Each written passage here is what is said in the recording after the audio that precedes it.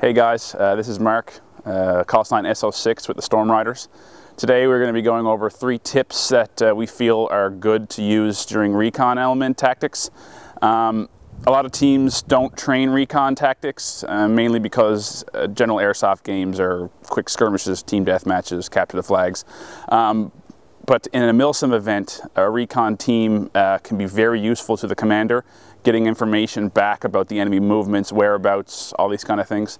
So our team does train in recon. We have our own little recon element, and we're going to go over some tips that we feel would help your recon team be more effective in the battlefield. Tip 1 is going to be camouflage.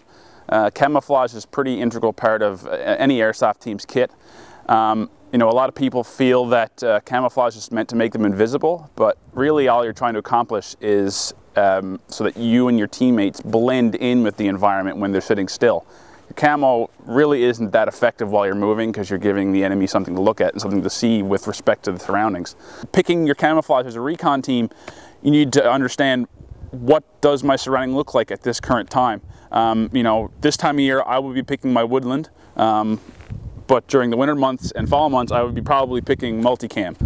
All right, guys, as you can see here, Chris is wearing multicam. I'm wearing woodland. You can see they're very different in terms of their camouflage pattern. Multicam, especially here in Newfoundland where we play, is much more effective in fall and winter seasons where things are more gray and dull.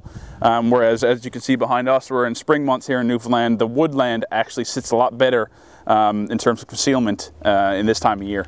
As a Storm Rider, we tend to stay away from things like ghillie suits. They're great, but where our role as a recon element changes very often from recon to assault. We may be with the main group doing the assault. We need to keep mobile and keep our kits as similar to the main group as possible. The last thing to consider when discussing camouflage is the type of headgear you wear. Something like a combat helmet has a lot of sharp angles and might not look as natural, whereas a soft hat like a boonie or a toque like I'm wearing will help you blend in with your surroundings much better. Tip 2 is thinking about how you're going to get to your objective.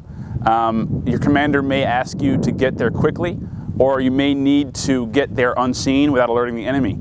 So the choice of path you take will dictate how successful you are in this goal. If you need to get there quickly, you may find the path of least resistance, an open path that goes right to the enemy. If your commander says, I need you to get there without being seen, without alerting the enemy, you may have to take a path that has more concealment and it may take more time. If you're taking the path of least resistance, having a bulky kit and lots of gear on is not that important. You're not going to be snagging trees and you know, making a lot of noise. If you're choosing the path of most resistance, you want to make sure your kit is tailored beforehand to moving through these types of areas. You don't want parts of your kit snagging on trees, making noise. Also, rifle length. Do you have a long rifle? Is your rifle short?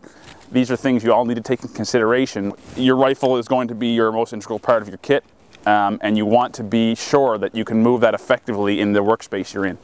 Tip 3 is going to be picking an effective observation point for the objective you've been sent to complete. Some things to take in consideration prior to getting to the observation point are you going to be engaging at this point, or are you just going to be there to relay information? If you're just going to be sent to relay information, you don't need an effective firing position. You need a place where you're in concealment, not seen by the enemy, and able to escape effectively without alerting them. If you're going to be engaging the enemy, you need to have a good defensive position for yourself and your teammates, and you also need to have good sight lines so that you can engage multiple targets at once. It's really impossible to you know, downplay the importance of an escape route. As a recon element, your main goal is to provide information to your commander, but most recon teams are only 2 to 3 guys, and if you're up against a large group of 12 plus fellas and you take contact, you're not going to fare too well in a firefight. So picking an effective escape route is going to be imperative to the survival of you and your teammates during an operation. All right, guys, thanks for watching. We hope these 3 tips we just highlighted here will help your team be a more effective team on the battlefield. If you have any questions or comments, make sure to put them in the comment section below, subscribe, and as well follow us on Instagram and Facebook.